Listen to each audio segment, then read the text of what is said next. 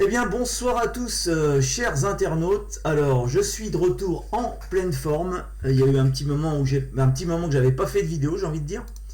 Donc ce soir de quoi va-t-on parler? Eh bien on va parler de Windows 11 et je vais vous donner mes petits poutous, mes petits poutous, tous les bails pour installer Windows 11 en toute sérénité, j'ai envie de vous dire, sans stress, sans se prendre la tête, sans s'arracher les cheveux. Et vous aurez, si vous suivez mes liens, parce que je mettrai les liens dans les descriptifs de la vidéo, si vous suivez tous mes liens, vous allez avoir un Windows 11 de Saint-Seigneur. Alors au passage, je tiens à remercier Raphaël, avec un gros remerciement à Raphaël C, qui est technicien en informatique. J'ai mis également le lien de sa vidéo explicative. Alors, si vous avez envie de vous abonner à sa chaîne, faites-le surtout. Alors, abonnez-vous à ma chaîne si vous voulez, mais faites aussi abonnez-vous également à sa chaîne, puisqu'actuellement, il a 1270 viewers, donc abonnés, et il aimerait bien être monétisé, hein, c'est un minimum, hein, quand on fait des bonnes vidéos, voilà, il est quand même, ça serait sympa d'avoir un petit peu de rentrée pécuniaire, hein, tout simplement pour acheter éventuellement du matériel et faire de meilleures vidéos par la suite. Donc voilà, hein, c'est juste, un gros coup de pouce que je veux donner à monsieur Raphaël. C'est un grand monsieur. Alors ce soir, de quoi va-t-on parler? Alors je vous ai mis bien sûr tous les liens dans les descriptifs. Qu'est-ce que j'ai fait sur ma Windows 11 pour avoir, on va dire, l'ancien affichage de Windows 10? Eh bien tout simplement, d'abord, vous installez Windows 11. Après, vous, bien sûr, vous l'activez depuis le PowerShell ou depuis le lien en cliquant, en copiant-collant le lien ou avec le fichier MAS Microsoft Activation, je sais plus comment c'est, bref, c'est pas grave, avec le Massgrave. Donc, je vous ai mis les liens de Massgrave pour activer, on va dire, tout de suite votre distribution. Voilà. Et je vous conseille vivement de télécharger bien sûr la Windows 11 24H2. Voilà, c'est la dernière release, on va dire, de Windows 11. Alors qu'est-ce qu'on a installé? Eh bien écoutez, j'ai installé propriété le fameux Explorer Patcher qu'on voit ici à l'écran. Alors ce que je peux faire éventuellement, c'est vous laisser mon fichier de configuration. Ça serait plutôt sympa. J'essaierai de mettre ça sur un lien, quoi, en fait. Je vais essayer de mettre ça sur un lien, sur un hébergeur gratuit, comme ça vous pourrez avoir les mêmes réglages. C'est-à-dire que vous mettrez, vous ouvrirez Explorer Patcher, vous irez dans Avancé, dans Paramètres, voilà, et vous importerez les paramètres qui sont ici, c'est marqué en tout petit, hein, mais importer les paramètres, voilà. Alors je vais fermer ça. Donc Explorer Patcher qui vous permettra d'avoir la barre des tâches par défaut chez Windows 11, c'est en bas, c'est moche, c'est vilain. C'est vraiment moche, j'ai envie de dire. Par la suite, je pense que je vais également personnaliser les icônes là, parce qu'on a toujours cette espèce de bureau pouilleux, j'ai envie de dire pouilleux, depuis la Windows 7 en fait. Ça n'a pas bougé chez eux. Alors je sais pas, soit c'est un manque d'argent, ou alors je comprends pas. Redmond, j'arrive pas à les comprendre, quoi. Alors, comme on a dit, voilà, avec Raphaël, on a réfléchi. Et lui, c'est son plus grand souhait.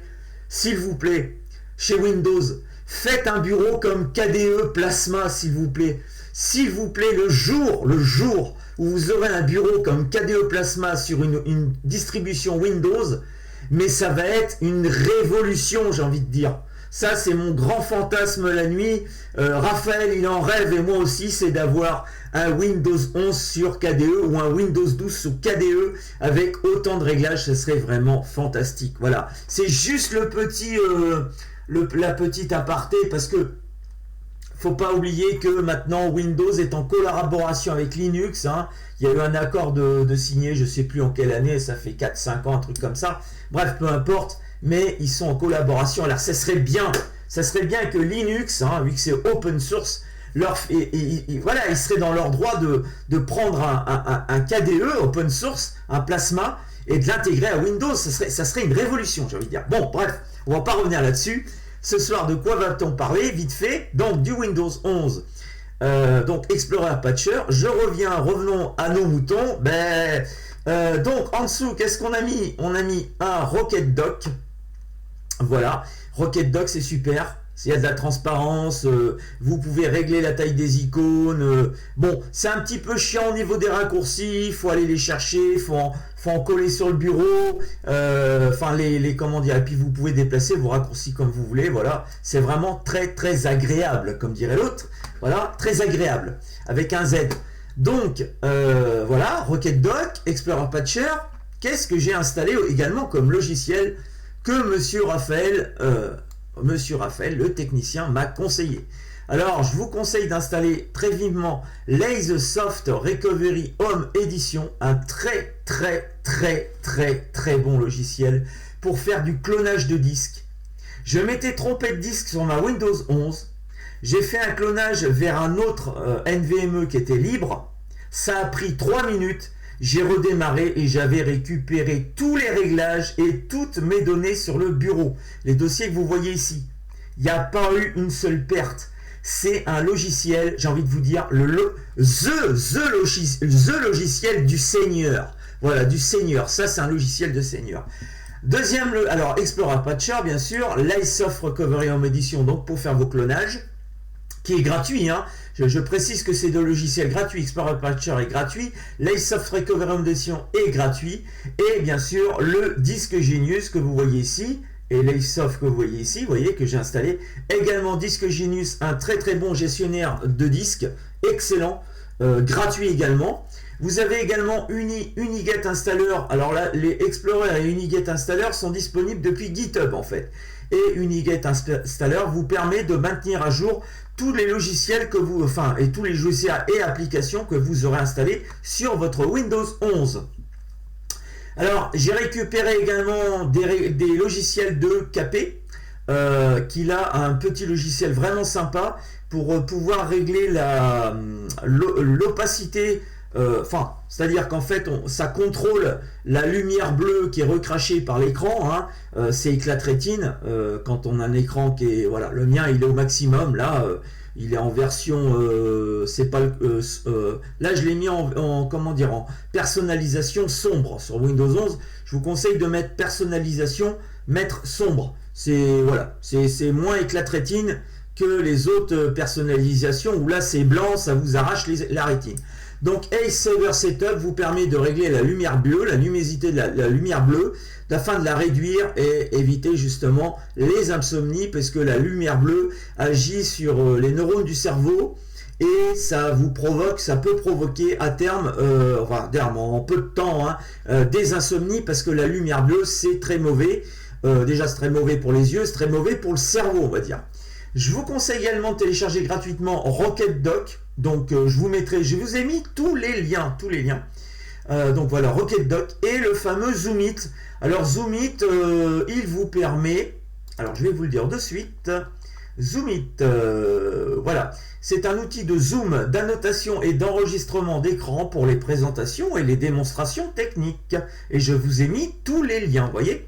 Quant au réglage de Windows 11, j'ai fait vraiment le ménage à fond. Je vous ai donné tous les liens pour modifier les clés de registre, pour avoir un Windows 11 le plus véloce et le plus rapide possible.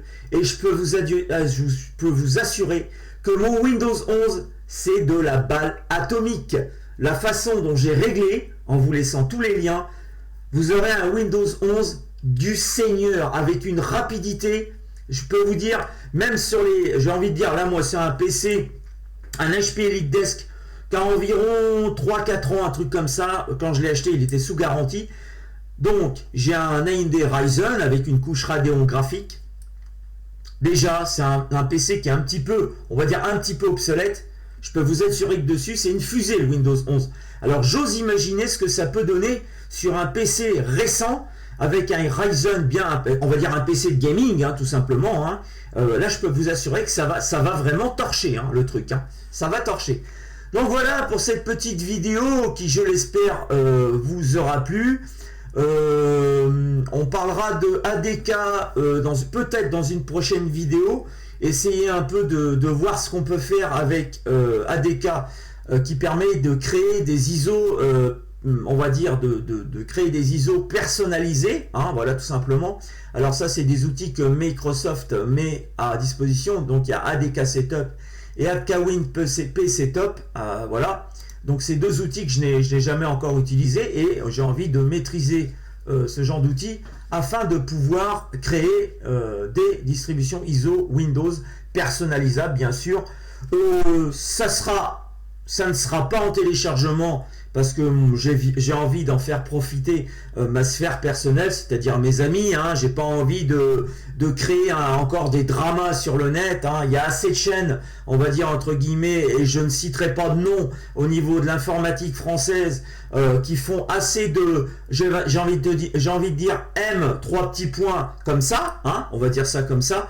Donc voilà, alors ça c'est mes anciens rivales, je vais vous dire, hein, qui avaient fait un psychodrama et où effectivement j'ai été convoqué à la Waffen-SS afin de, comment dire, justifier de mes paroles proférées à l'encontre et de mes, on va dire également de mes malédictions proférées, malédictions sataniques contre un groupe, comment dire, très actif sur le net, ainsi que d'autres personnalités, on va dire en mèche, hein, avec ces gens-là. J'ai envie de dire, c'est comme une secte, hein, la secte de chez Linux, hein, où il faut mieux fermer sa gueule que de faire d'être, on va dire, insultant, etc., puisqu'ils se servent de ça pour déposer plainte. Moi, je dis chapeau, merci la gendarmerie de Civray, et merci au lieutenant qui, finalement, a réglé toute cette affaire.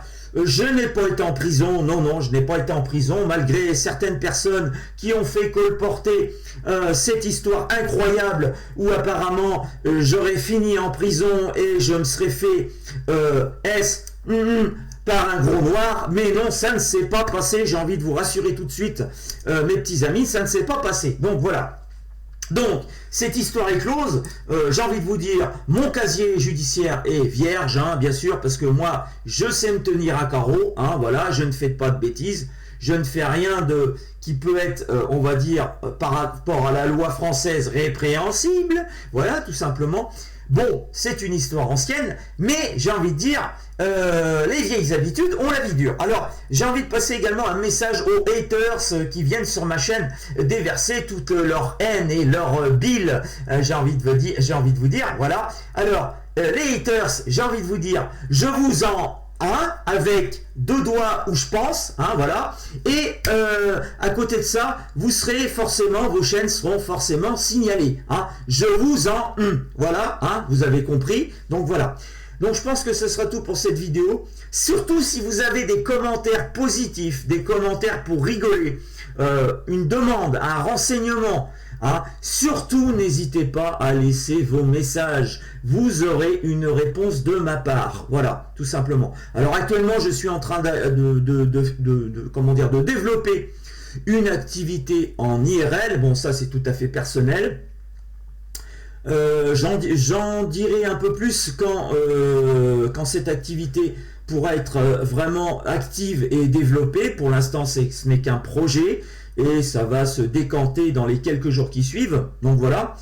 Et qu'est-ce que je voulais dire également? Alors, les prochaines vidéos, vous l'attendez cette vidéo, je vais vous parler de CachyOS sur mon NVMe que j'ai réinstallé avec les réglages du Seigneur, comme d'habitude, hein. On ne change pas une équipe qui gagne, donc vraiment, j'ai envie de vous dire, si vous voulez vraiment avoir les bons bails, les bons réglages, les bonnes informations, les bons logiciels, les bons paquets pour Linux, les bons réglages pour Linux et les bonnes astuces, c'est sur ce type de chaîne, la chaîne à Raphaël et ma chaîne également si vous voulez, hein, il n'y a pas de souci, vous pouvez aller voir les deux chaînes et vous aurez des informations positives.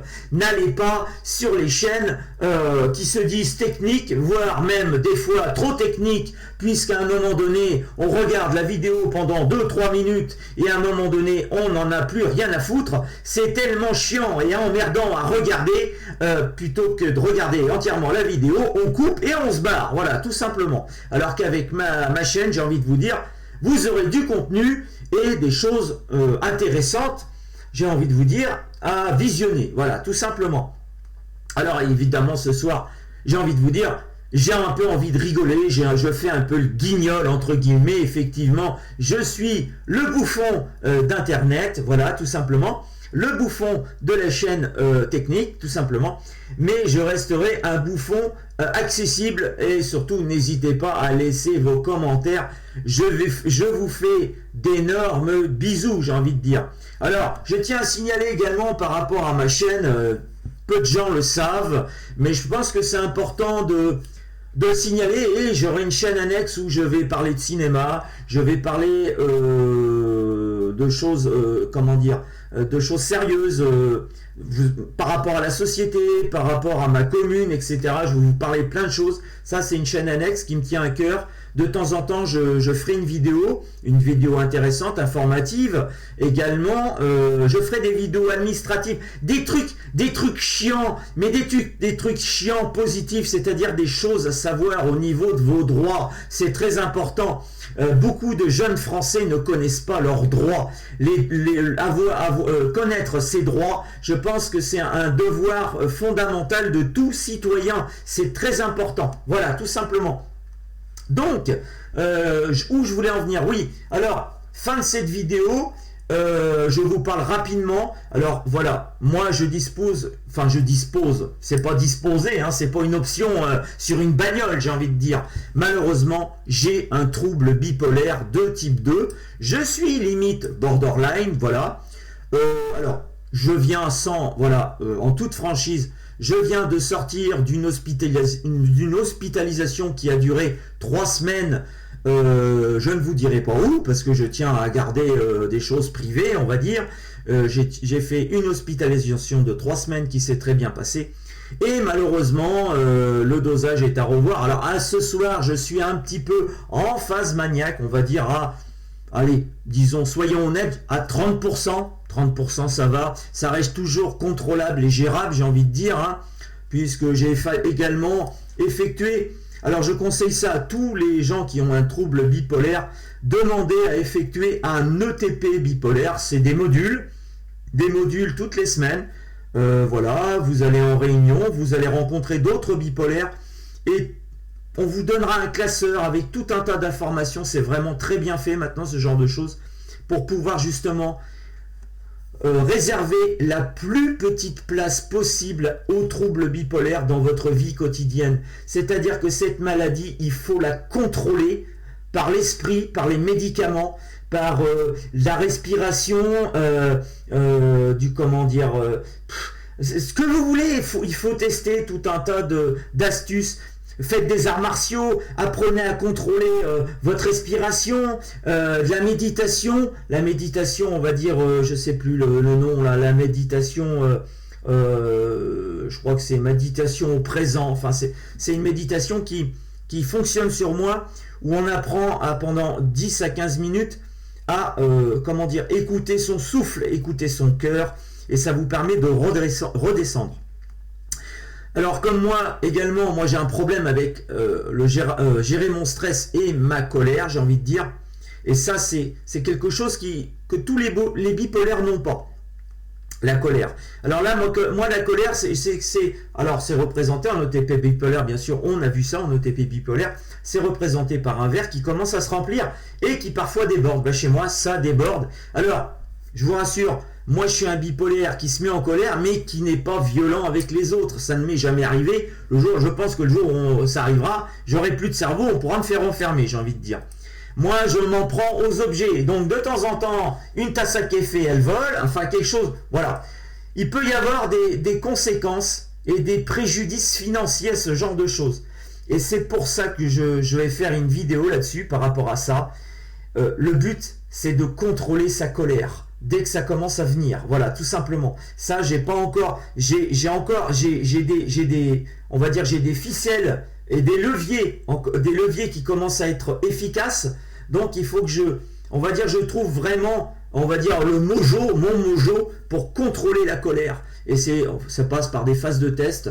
donc de la méditation, les arts martiaux, ça peut être également de la méditation dans l'eau, dans une piscine, voilà, ça peut vider l'esprit. Tout un tas de choses possibles et imaginables. Le sport au quotidien, aller se promener en pleine forêt, hurler dans la forêt, ça vide les boules de stress qu'on peut avoir dans la journée.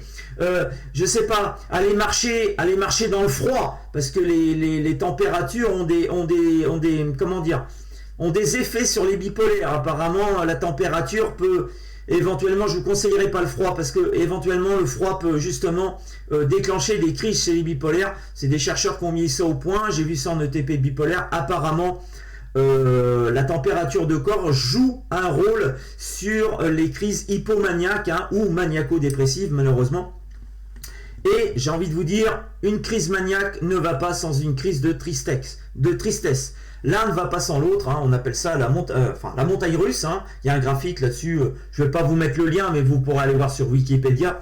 Ça reste très intéressant, il représente le graphique de maniaco-dépression des bipolaires, comment se passe une phase de, maniaque et dépressive, voilà, tout simplement. Donc voilà, je crois que j'ai fait le tour. J'ai également, en ce moment, je vais être également convoqué par un neuropsychologue, puisqu'apparemment il y aurait une suspicion de TDAH, donc c'est un trouble de l'attention avec hyperactivité. Donc apparemment j'ai ça depuis que je suis tout gamin, l'âge de 10-11 ans, non on va dire plutôt 9 ans, à partir de 9 ans. Et effectivement ça m'a porté préjudice dans ma scolarité. J'aurais pu avoir de bien meilleurs résultats et je pense avoir de meilleurs diplômes. Et justement, cette TDAH m'a un peu pourri la vie, on va dire jusqu'à l'âge adulte. Aujourd'hui, j'ai 50 ans, voilà.